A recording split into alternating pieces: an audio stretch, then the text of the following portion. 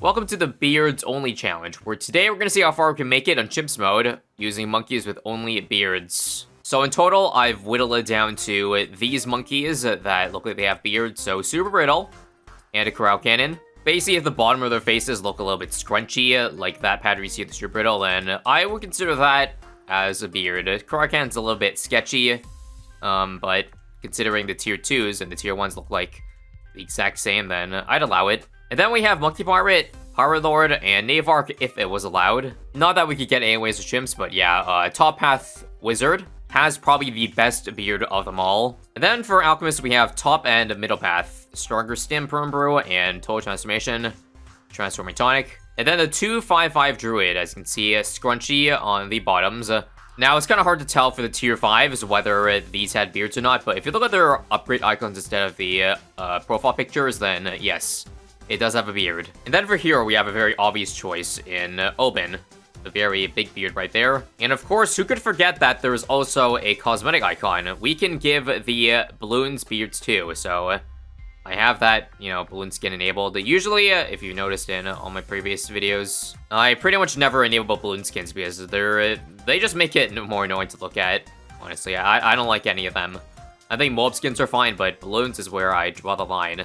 And also the reason why we're playing on Frozen Over is because, as you see, there is a cave monkey that definitely has a beard. So that's why I've also enabled the 000 mortar, which is unbearded, just in order to free it. I think that is only fair, or only fitting to play this map, even though it's pretty easy. That's why I've decided to not have an end goal in mind. As you know, pretty much anything is possible in Frozen Over Chimp, so it's likely we're not going to have any difficulty at all, like getting to around 100, hell, even like 110 plus. Yeah, I think it's also important to point out some other edge cases, because while looking at what monkeys were bearded or not, I was kind of stuck on whether the Beast Handler would be allowed. Because if you take a look on the bottom path, the Pokai, it kind of looks like a beard, but after careful examination, I think it's just part of the, outfit itself. And the monkey, it doesn't have a beard if you look at it in-game. So, yeah, if I, again, haven't missed any edge cases, then, forgive me, but this is, in my opinion, what all the bearded monkeys are. That's kind of how I feel like a lot of theme challenges go. It's a bit subjective of where we draw the line, but obviously there's some times where I miss out on an obvious upgrade, in which case, every time that happens, I feel like half the comment section is filled with me wondering where that upgrade is. So hopefully I avoid that, but in the case that that does end up happening, then let's try to divert that topic. How many of you guys have beards? I would assume a good amount of the people watching right now are capable of growing beards, but for the people that do, and the people who are male, yeah.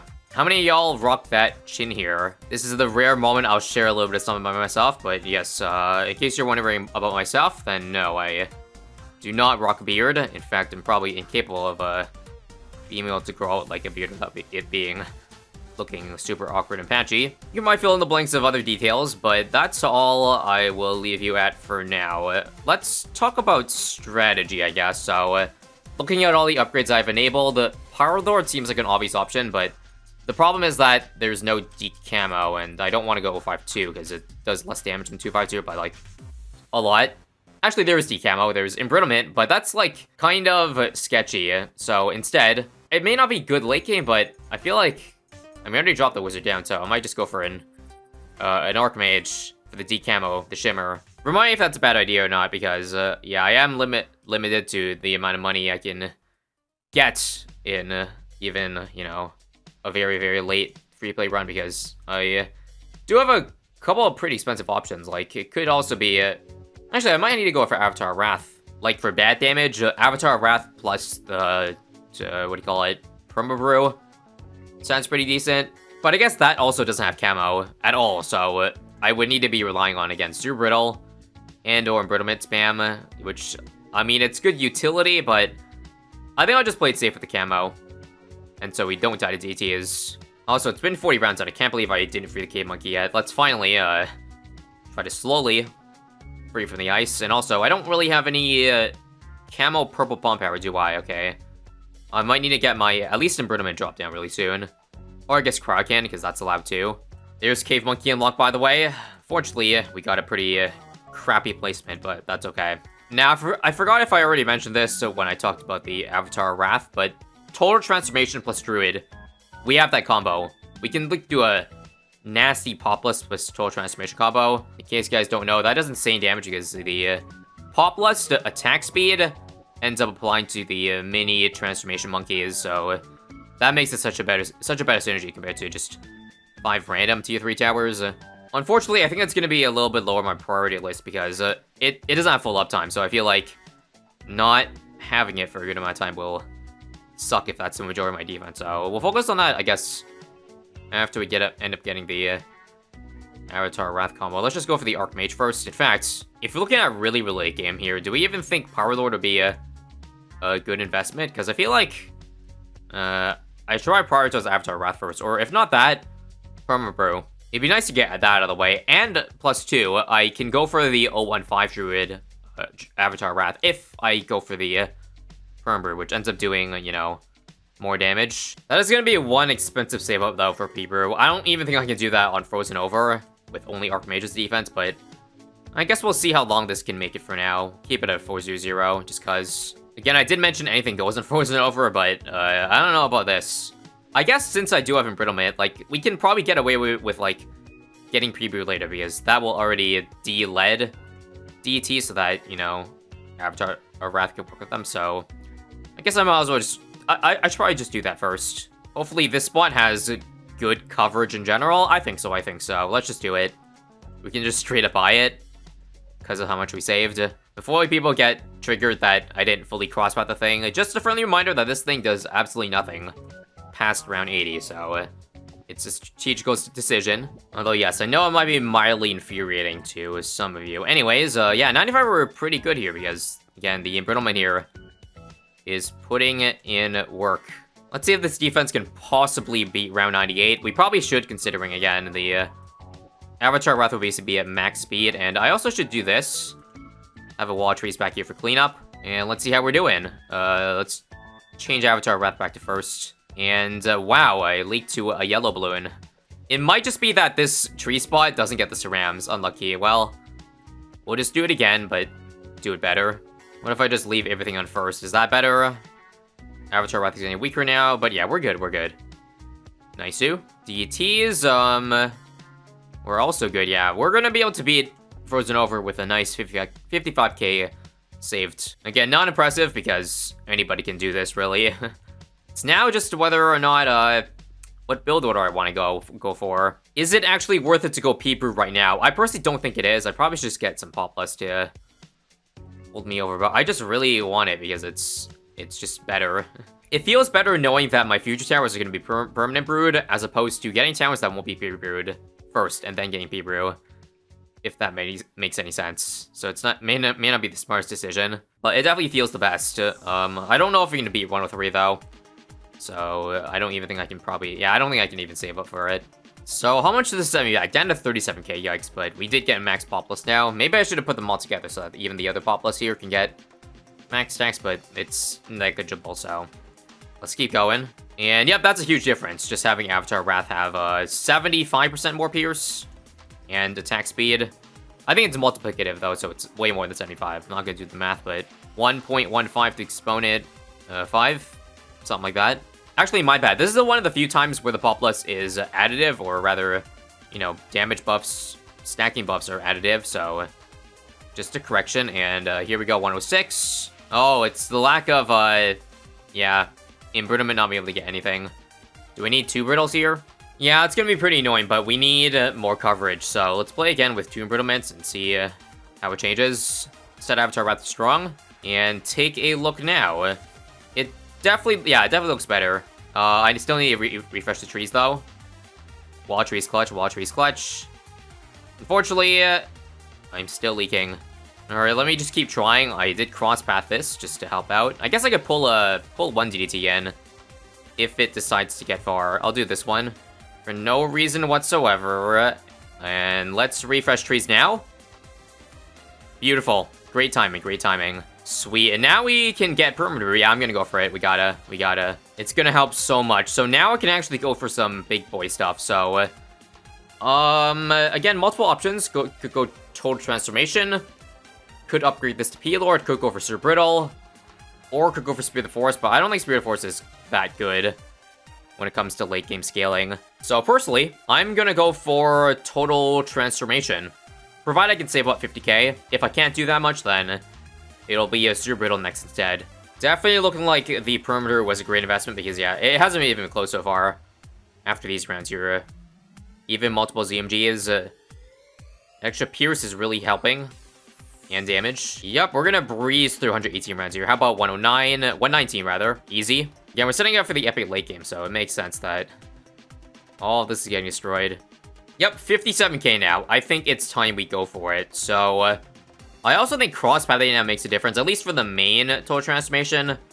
Faster throwing gets you extra attack speed. And yeah, these things are gonna be really cheap, yet do so much damage. Should I just use it on 128 to show you? I only have 2 of them right now, but you can see it definitely is making a little bit of difference here. Yeah, look at the damage. Just absolutely melting through those BFEs right there. And they keep the permanent brew buff too. What is not to like? This grid spot's out of range of open, but I still am gonna go for it because, yeah, it still gets a P-brew buff. And I need stuff like that's more back focused, just in case for late game. That's why, again, all the defense is here, because I could get the exit and the entrance will stop here. There's honestly some merit too of going for more Bloodlust so that these mini guys can end up finishing off at 5 stacks. These 3 here already at 5, but yeah, I think I'm gonna go for another Bloodlust. That's probably a decent damage efficiency.